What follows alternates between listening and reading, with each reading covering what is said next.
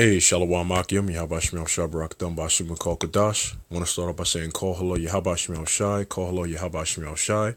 Double honors to the apostles and the elders of Great Millstone. Shalom to the Akim out there and the elect. That's the men, women, and children selected to make it out of here. I'm the brother Zion Allah, the DC camp. Doing just a quick response to the Shah in our camp and the DC camp, Shah Kassab's video that he put on. It says, the understanding of the truth leads to the interstanding of the truth. And it's a beautiful video, and basically what he said in there was the interstanding, and you know, I'll say a brief statement. The interstanding is basically the application of the understanding. It's actually the action of the understanding.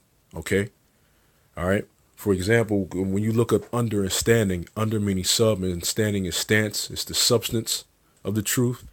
Leads to the interstanding. Now, inter is in, all right, in, dwelling, among, being surrounded, basically, and the standing is the stance.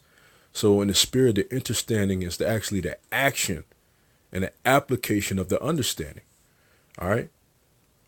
For example, you may believe in Yahweh Shema Shai, you understand that he's the power, you have all the understanding on that.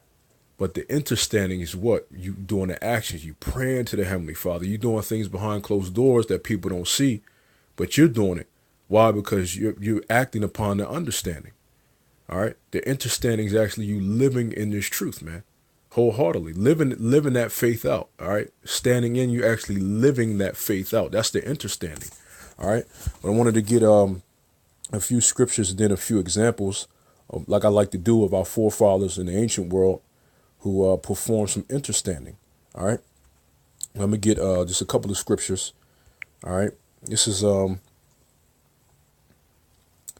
it pops up. This is Romans 2, verse 13. It says, "For not the hearers of the law are justified before the Most High, but the doers of the law are justified." All right, not the hearers are justified only, but the doers.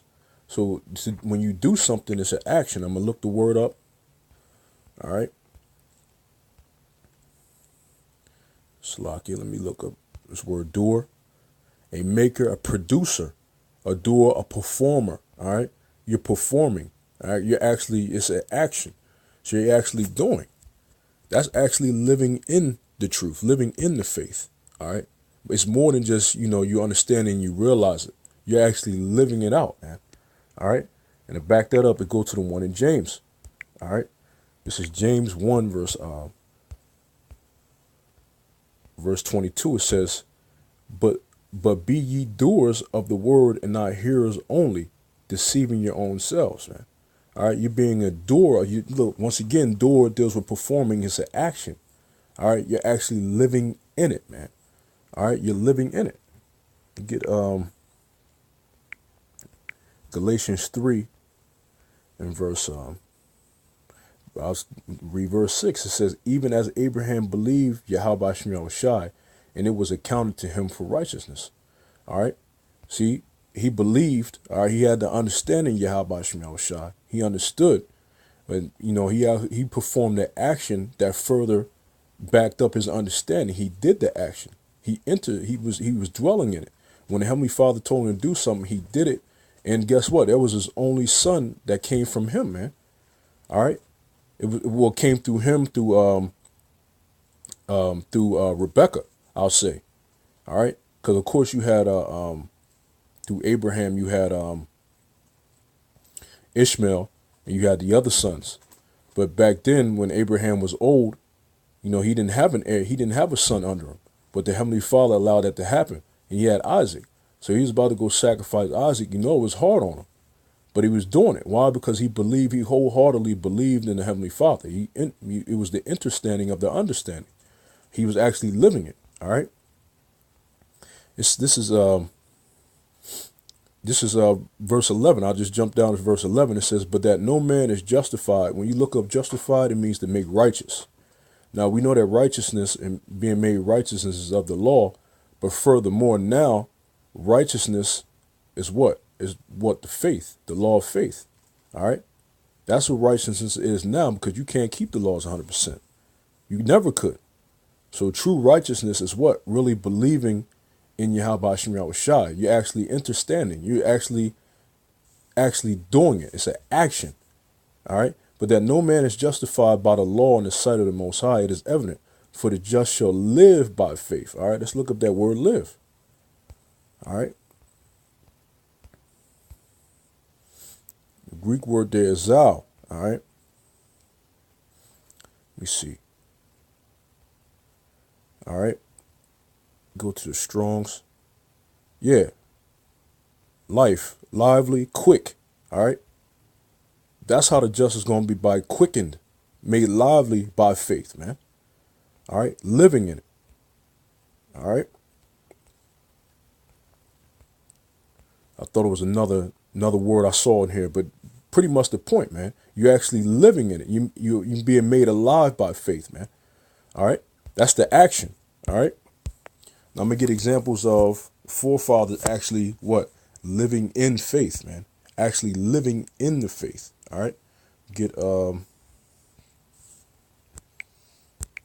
Old Testament. It was example back here.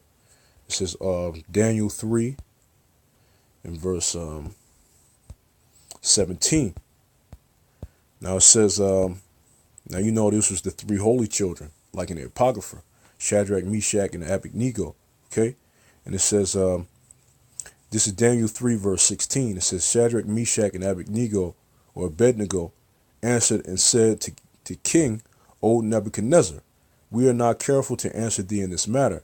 If it be so, our power, whom we serve, is able to deliver us from the burning fiery furnace, and he will deliver us out of thine hand, O king. But if not, Slakia, but if not, be it known unto thee, O king, that we will not serve thy gods nor worship the golden image which thou hast set up. Now that's the complete understanding of the understanding. They lived in it. They were like, even if we do not get delivered, we're still not going to serve your gods, man. That's fully being wrapped up. That's fully being buried, immersed, right, in faith.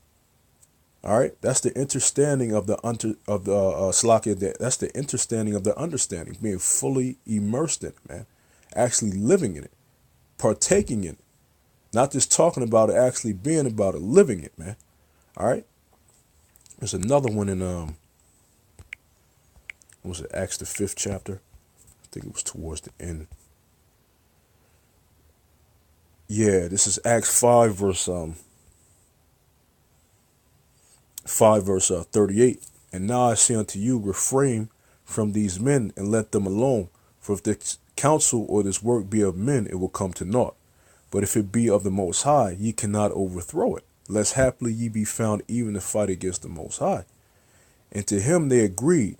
And when they had called the apostles and beaten them, they commanded that they should not speak in the name of Yahushua, and let them go. And they departed from the presence of the council, rejoicing that they were counted worthy to suffer shame for his name. And daily in the temple and in every house they ceased not to teach and preach Yahushua and Mashiach. That's the action, man. They got beat. Now anybody else that was weak could have got beaten up, and it's like, you know what, I'm done. You know, I'm done with this, man. All right, I'm done. I'm not doing it anymore. That's not having a true understanding, man. All right.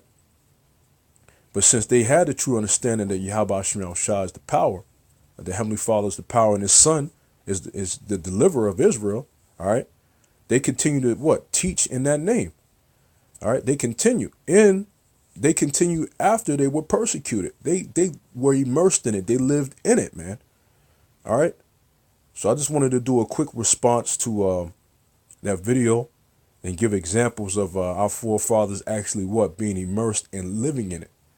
They lived in it so much it didn't matter. Even when faced with death, all right, getting beaten, getting hurt, they still continued. That's the understanding and the action of the understanding, man. All right. With that, call all Yahweh Shem Al Shabbat Shem Qudash, and as always, to the elect, double shalom.